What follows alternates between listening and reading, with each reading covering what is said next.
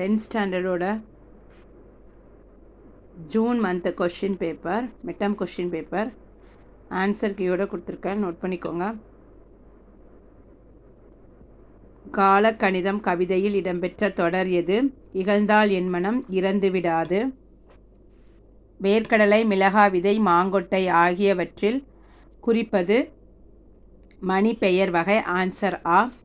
கேட்டவர் மகிழ பாடிய பாடல் இது. தொடரில் இடம்பெற்றுள்ள தொழில் பெயரும் வினையாளனையும் பெயரும் முறையே.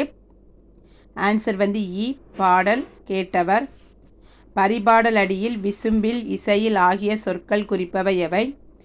ஆன்சர் வான்வெளியில், பேரொளியில்.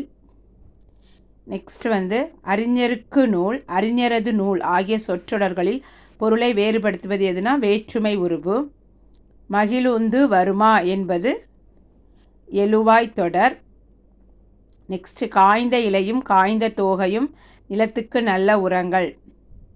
இத்தொடரில் அடிக்கோடிட்ட பகுதி குறிப்பிடுவது சருகும் சண்டும். ஒவ்வொரு ஆண்டும் உலக காற்று நாளாக கொண்டாடப்படுவது ஜூன் 15. அடுத்தது உலகத்திலேயே ஒரு மொழிக்காக உலக மாநாடு நடத்திய முதல் நாடு மலேசியா. மண்ணும் சிலம்பே மணிமேகலை வடிவே இத்தொடரில் அமைந்துள்ள இலக்கியங்கள்.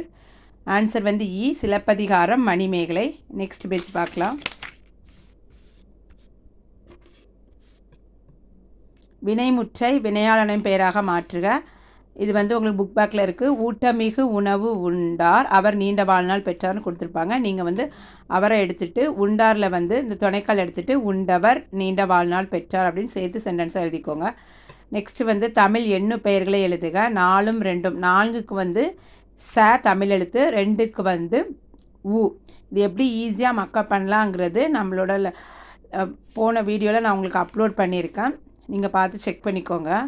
தமிழ் எழுத்துக்கள் எண்ணு பெயர்கள் எப்போவும் கேட்பாங்க. ஸோ 1 மார்க் கொஷின்ஸில் வரும்.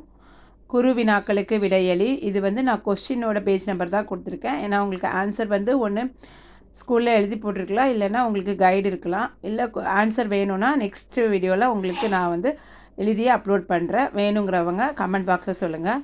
பலகை என்பதை தொடர்மொழியாகவும் பொதுமொழியாகவும் வேறுபடுத்தி காட்டுக. நெக்ஸ்ட்டு அறிந்தும் அறியாதும், புரிந்தும் புரியாதும். இது பேஜ் நம்பர் 16 இந்த கொஷின்ஸ் இருக்குது. உள்ளே போய் ஆன்சர் செக் பண்ணிக்கோங்க. அடுத்து கொள்வார் கொள்க, இதுக்கும் பேஜ் நம்பர் 16. அடுத்து இங்கே பாருங்கள், மோனை எதுகை. இந்த வேர்ட்ஸை நல்லா பார்த்துக்கோங்க. கொள்வோர் கொள்க, குறைப்போர் குறைக்க, உள்வாய் வார்த்தை உடம்பு தொடாது. அதாவது மோனை அப்படின்னா முதல் வார்த்தை ஒன்றி வருவது மோனை. எதுகை அப்படின்னா இரண்டாவது வார்த்தைகள் ஒன்றி வருவது. மோனை முதல் மூ மோ அப்படி ஞாபகம் வச்சுக்கோங்க. ரெண்டுமே மேலே தான் ஸ்டார்ட் ஆகும். மூ மோ, அதுதான் மோனை. இப்போ கொள்வோர் ஃபஸ்ட் லெட்டர், கொள்க இது மோனை, இது மோனை. குறைப்போர் கு கு, ரெண்டும் மோனை.